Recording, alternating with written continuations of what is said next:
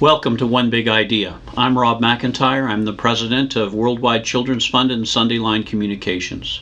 We seek to help organizations who are serving children in the poorest or most difficult circumstances in our world. We work with organizations in the Philippines, Israel, Ukraine, Africa, India, and here in Canada, in Surrey, BC. We're a small organization local to the Vancouver area. So what is One Big Idea? Well, each time I provide two things. First, I give some information on one of our partners. This time we're interviewing Sergio and Nancy Bersaglio from Villages of Hope. And then I give one big idea. The one big idea is theological, biblical, and is just a single big idea. Currently, I'm focusing on the church. So, Villages of Hope in Africa cares for children in 10 villages in 5 African countries. Sergio and Nancy Bersaglio are founders of this organization. They explained how after many invitations from friends serving in Africa, they went for a vacation. And while they were there, they were captured by the need and decided to do something. So, where do these kids come from? Are they true orphans, or are there other circumstances? Well, what we discovered early on was that there were a large number of orphans, but the majority of the orphans that we started working with had caregivers. So a grandmother, an aunt or an uncle who took the children into their home. And we worked with and knew a lot of elderly women who probably had 6 or 7 grandchildren living with them that they had sort of received as her children passed away. So we discovered that our school was a real blessing to those families. So by providing free education, free health care, a nutritional program, we were able to leave most of the orphans in their homes with their caregivers and provide the things that the caregiver was unable to provide. So it was really, when it came to the children's homes part of the ministry, it really came down to those who had no one left to care for them. And that became, that made it more manageable when you started looking at those numbers and the impact. And even to this day, we're about 95% of the children that we care for continue to remain in community and living with caregivers.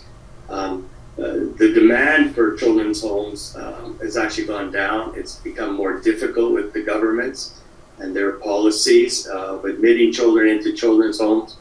But the children that are in community, that are vulnerable and in need of free healthcare, education, discipleship, nutrition, those continue to be, big need, and we continue to meet those needs. So for North Americans who have the blessing and privilege of government-funded public health care and education, the situation in other parts of the world is quite different. So what would the situation be in, say, Zambia or some of the places you work?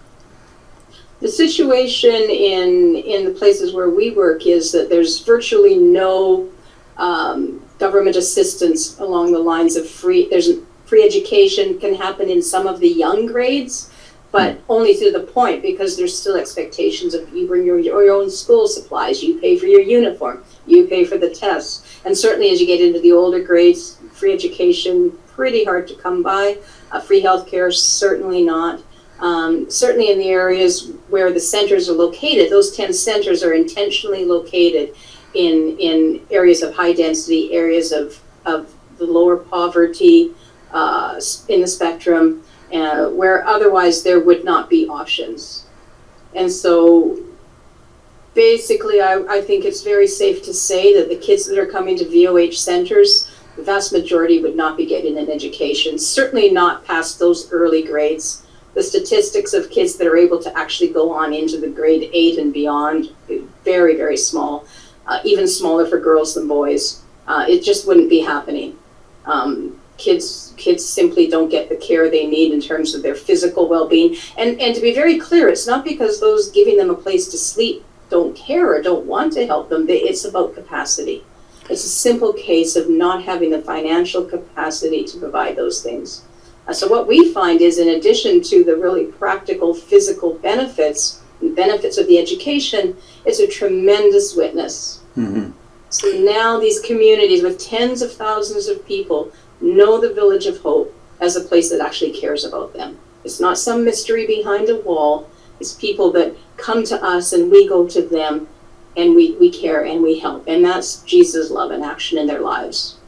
Well, I was just thinking of the grandma who, in the midst of the AIDS crisis, HIV crisis, now has 6 kids to raise because the parents have died or something like that. And, she has to pay for school and health and all of that. So, I'm just trying to put kind of a fine point on what kind of a personal crisis that would be if you're a person of very little or no means to speak of, and now you're in a situation where you're raising your grandkids or your nieces and your nephews or whatever. So when you come along, you are the hand of generosity. Yes. Mm-hmm. Yeah. And the other thing that, sorry, hopefully you can, the other thing that I think has been quite beneficial is, for the most part, the teachers and the moms and all of the people involved in keeping those kids safe and cared for, they're nationals, they're Zambians, they're Zimbabweans, they're Burundians. So it's not seen as, oh, here's somebody coming from the West to do these things. We don't know how long they're going to be here, and too bad we can't do it for ourselves. We're actually empowering the Zambians to look after the Zambian kids. So it becomes something that's personal to them. It's theirs. They serve in countries with no social safety net and with needy people who live at a distance from centers which have necessary services. If you are interested in helping Villages of Hope in providing food, education, and resources in these needy areas, you can donate at worldwidechildrensfund.com. If you wish to receive a regular update, you may subscribe to our monthly newsletter at the website as well. We'll hear more from Sergio and Nancy next time. Now, the big idea. We're talking about the church. I have addressed the universal church, sometimes called the invisible church. Everyone who has truly placed their faith in Jesus Christ and trusted Him for forgiveness of sins and eternal life belongs to this church. It transcends denominations and organizations. This is the church that I'm speaking about, and the basis of our understanding and approach to the word church. It is not a building. It is not an organization. It is a worldwide spiritual entity. And today I want to continue focusing on some of the historic viewpoints of the church in the world. Last time we began with the Church Militant. The term, the Church Militant, of course, does not fit with modern conceptions, and in fact in some circles would be considered politically incorrect or even an offensive idea. However, context is everything when we discuss terminology. The Church Militant does not refer to ancient military efforts by the Church, such as the Crusades or the Inquisition. It refers to the Church's mission or commission. Jesus commissioned and anointed the church to reveal the character and the heart of God to this world. The purpose of every follower of Jesus is to spread the good news about salvation through Jesus Christ everywhere to everyone. One of the passages in the New Testament that receives particular attention when we consider the Church Militant is Ephesians chapter 6, 10 to 18. This is Paul's metaphor of the armor of God. Here it comes. Finally, be strong in the Lord and in His mighty power. Put on the full armor of God, so that you can take your stand against the devil's schemes. For our struggle is not against flesh and blood, but against the rulers, against the authorities, against the powers of this dark world, and against the spiritual forces of evil in the heavenly realms. Therefore put on the full armor of God, so that when the day of evil comes, you may be able to stand your ground, and after you have done everything, to stand.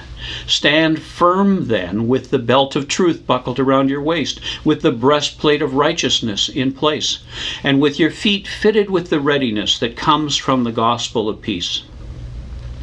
In addition to all this, take up the shield of faith, with which you can extinguish all the flaming arrows of the evil one.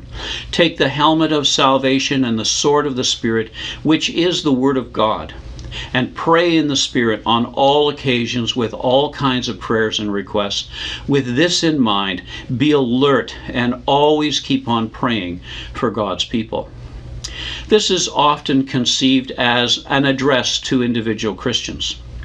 However, the Roman legions were not armies of individuals. In the early Republic period, the Roman army changed. The Marian reforms opened military service to all, not just landowners. The Republic now provided arms, equipment, training, and pay. After a period of service, soldiers received a pension in the form of a piece of land.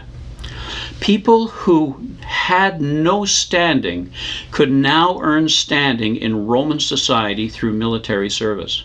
People who were poor and without hope for a future now had the possibility of a new future for themselves and their families. The training that the Roman soldiers received was well beyond the norm of the time.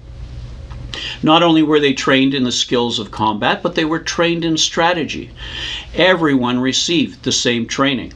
If a commander was killed or disabled in battle, any number of soldiers could take their place. The picture of the Roman army is not of a bunch of individual soldiers dressed in interesting uniforms. The Roman army was an army of unity and discipline. That is why they were so successful for centuries.